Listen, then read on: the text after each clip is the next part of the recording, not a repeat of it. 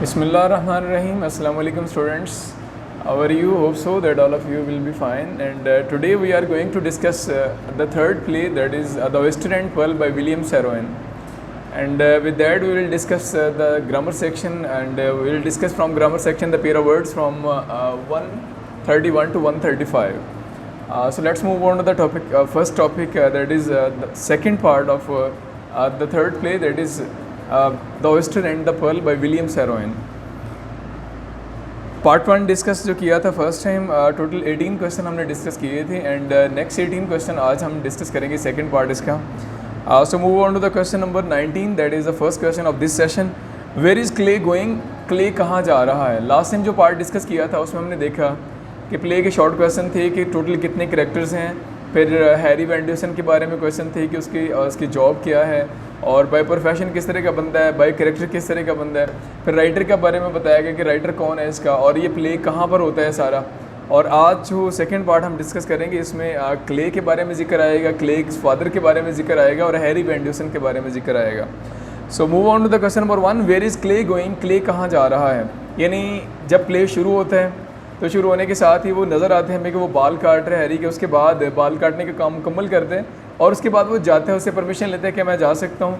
अब वो कहाँ जा रहा है ये क्वेश्चन है. Clay is going to the beach, वो समंदर किनारे जा रहा है. You want to look for new and good stuff, किसी नई और अच्छी चीज़ की तलाश में. He wants to sell them to get money which needs badly, और उनको वो बेच के पैसे कमाना चाहता है जिसकी उसको बहुत ज़्यादा ज़रूरत है. नीड्स बैडली, जिसकी अशद ज़रूरत है. सेकंड क्वेश्चन है आज का, why does Clay need money? Clay को रकम की क्यों ज़रूरत है? Clay needs money to bring back his father home, वालिद को वापस लाना चाहता है. He wants an ad publish in the newspaper, अखबार में इश्तहार भी देना चाहता है. So that is father may read it and return home, ताकि उसके वालिद साहब पढ़ें और घर वापस आ जाएँ. ही also needs money two by a present for his mother, और अपनी माँ के लिए वो एक तोहफ़ा भी लेना चाहता है. एंड नेक्स्ट क्वेश्चन और आज का थर्ड क्वेश्चन है, what has happened to Clay's father? Clay का बाप क्यों चला गया घर से? Clay's father and mother have not been getting along well. दोनों क्ले की जो मामा और बाबा थे उनकी निभ नहीं रही थी, बन नहीं रही थी. And one day his father quarrels, उसका बाप एक दिन लड़ता है and with his wife and leaves his house and doesn't return, चला जाता है और वापस नहीं आता. उसको वापस लाने के लिए और ऐड देने के लिए न्यूज़पेपर के अंदर इसको पैसे चाहिए थे. And the very next question of this session, what does Clay want to put in the local newspaper? Clay अखबार के अंदर, मुकामी अखबार के अंदर क्या शाया करवाना चाहता था? Clay wants to put an ad in the local newspaper about his father who has left home after quarrelling with his wife. अपनी वाइफ के साथ लड़ने के बाद घर छोड़ के चले गए थे, उनके बारे में ऐड थी. Through this ad he request his father to come back home, वो दरख्वास्त करना चाहता था अपने वालिद से कि वो घर वापस आ जाएँ. Question 23, who is miss McKechnie? Miss McKechnie कौन थी? Miss McKechnie is a new teacher at the school in Okay by the Sea. Okay by the Sea जो गाँव था उसके स्कूल के अंदर ये न्यू टीचर है.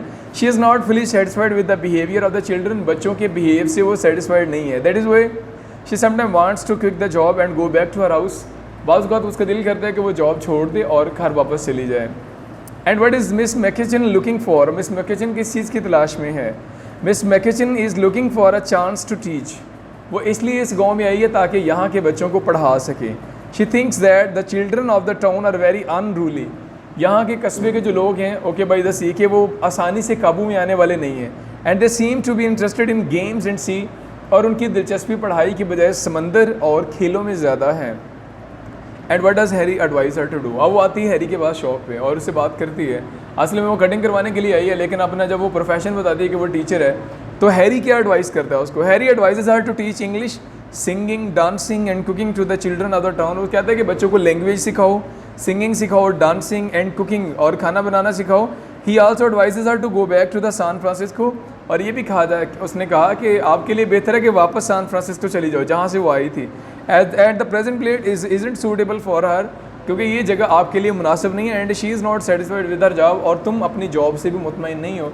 एंड उसको एडवाइस कहते हैं कि तुम अगर पढ़ाना चाहती हो तो इस कस्बे के बच्चे पढ़ने वाले नहीं हैं, बेहतर यही है कि तुम उनको सिंगिंग सिखाओ, डांसिंग, कुकिंग सिखाओ, और अगर ये नहीं कर सकती तो तुम्हारे लिए बेहतर है कि तुम वापस चली जाओ जहाँ से आई हो.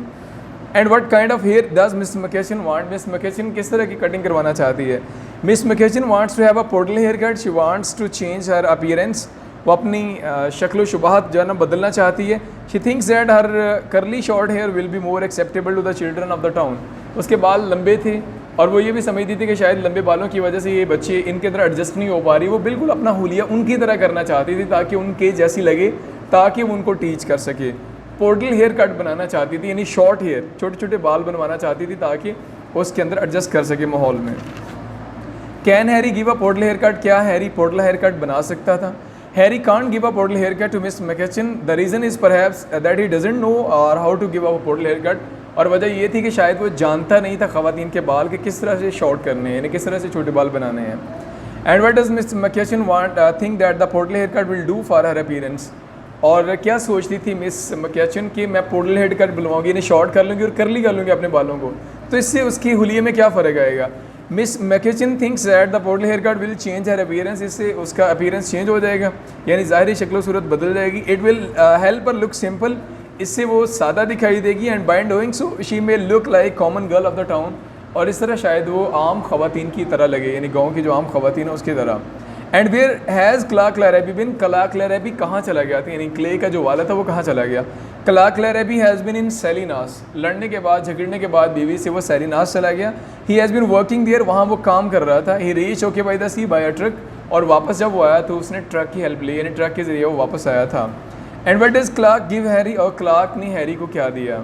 जब लड़ाई हुई थी, घर छोड़ के चला गया था, इस बीच एक दफ़ा फिर वो वापस आया था और सीधा हैरी के पास आया था और उसको पैसे दिए थे अपने घर को फाइनेंशियली सपोर्ट करने के लिए। Clark gives Harry $30 and request him to give them to Clay so that he may give them to his mother. $30 दिए थे कि तुम ये पैसे क्ले को दे देना और क्ले अपनी माँ तक पैसे पहुँचा देगा। He also request him not to tell Clay who has given the money, और ये भी कहा था कि वादा करो कि तुम क्ले को बताओगे नहीं कि पैसे कौन दे के गया है।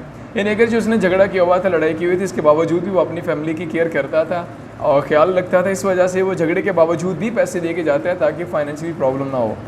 And how far is it Hollywood from Okay by the Sea? Okay by the Sea से हॉलीवुड कितने डिस्टेंस पे है? Hollywood is about 200 miles from Okay by the Sea. Okay by the Sea से 200 मील के फासले पर है हॉलीवुड। ये जो मूवी सीरीज़ होती हैं, मूवीज़ बनाने वाला जो अदारा है, जिस तरह हमारे पाकिस्तान जो है यहाँ पर लॉलीवुड है, इंडियन चाहे वो बॉलीवुड जो है ना लीड कर रहा है अदारा, इसी तरह जो इंग्लिश मूवीज़ हैं उनको लीड करने वाला जो इंस्टीट्यूट है वो हॉलीवुड है। What work does the man do? आदमी क्या काम करता है? The man tells Harry that he is a writer. अब जो बाल कटवाने के लिए आता है राइटर जो है कि मैं राइटर हूँ, ही rights a little bit of everything, और ये भी बताता है कि वो हर चीज़ के बारे में, हर टॉपिक के बारे में थोड़ा बहुत लिखता है। And what did clay find near Black rock? Clay को ब्लैक रॉक के नज़दीक क्या मिला? चट्टान के नज़दीक। जब वो समंदर किनारे गया, चट्टानें थी, तो चट्टान के पास से क्या मिला क्ले को? Clay found an oyster near Black Rock, एक चट्टान के पास उसे एक सिप मिली। And what does Clay believe in the oyster? और क्ले का क्या यकीन है कि इसके अंदर क्या मौजूद है? Clay believe that there is a pearl in the oyster and it's worth is at least $300। इसका यकीन है कि इसके अंदर मोती मौजूद है और इसकी कीमत कम अज़ कम $300 है। Does miss McKechnie believe that there is a pearl in the oyster? क्या मिस मैककेचन को यकीन है कि सिप के अंदर मोती है? Miss McKechnie doesn't believe that there is a pearl in the oyster, she thinks only 1 oyster in million has a pearl in it, कि 10 लाख में से सिर्फ एक सिप ऐसी होती है जिसमें मोती मौजूद होता है। इसलिए वो कहती है कि बहुत कम चांस है कि इसके अंदर मोती मौजूद हो। और ये आमतौर पर कहा जाता है कि ऐसे जो पर्ल्स होती हैं, ऑयस्टर्स होते हैं, वो आमतौर पर गहरे पानियों में पाए जाते हैं, बीचेस के ऊपर नहीं पाए जाते जिसके अंदर पर्ल्स मौजूद होते हैं। Why does miss McKechnie have a chair with 3 legs? Miss McKechnie के पास 3 टांगों वाली कुर्सी क्यों है? McKechnie brings a chair with 3 legs from the sea. She says that she is going to bring things from the sea just as people in general do in the town, कि मैं भी बिल्कुल वैसे ही अपनी इनकम जनरेट करूँगी जैसे इस कस्बे के रहने वाले अक्सर लोग करते हैं, कि समंदर किनारे जाते हैं और वहाँ से जो भी चीज़ मिलती है उसको वो सेल आउट करते हैं।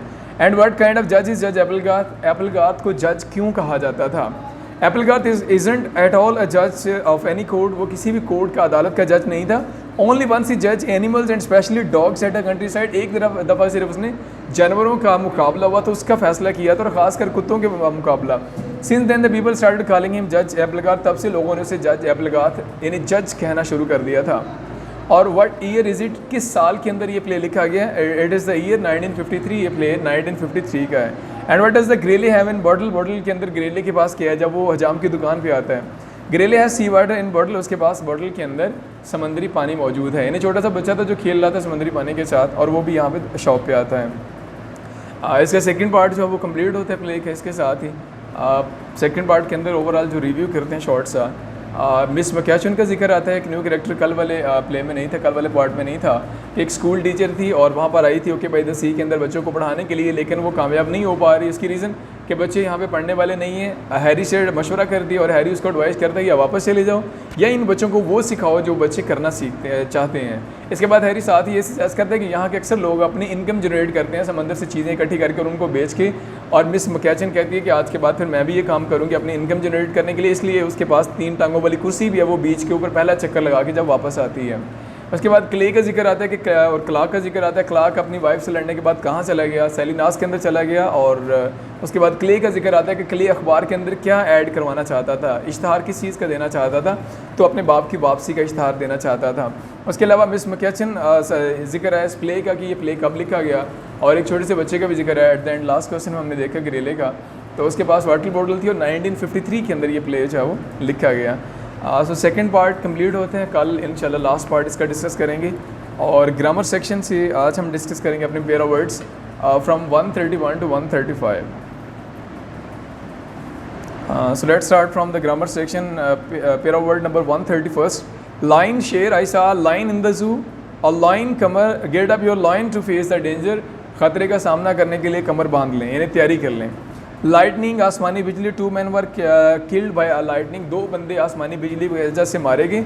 और लाइटनिंग कम करना, I will lighten your burden, मैं आपका बोझ हल्का कर दूंगा। और मेल डाक he sent a letter by air mail, उसने हवाई डाक के ज़रिए ख़त भेजा। मेल नर she gave a birth to a male child, उसने मेल चाइल्ड जो है उसको बर्थ दी यानी कि उसके यहाँ एक मेल चाइल्ड पैदा हुआ।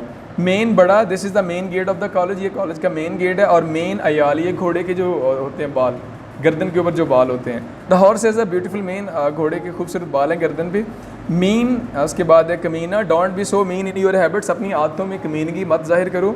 और मीन मतलब या चाल ढाल, he is man of pleasing mean, वो बड़ी चाल ढाल वाला इंसान है, ठीक है, वज़ा कता वाला यानी ज़ाहिरी रख रखाव रखने वाला इंसान है।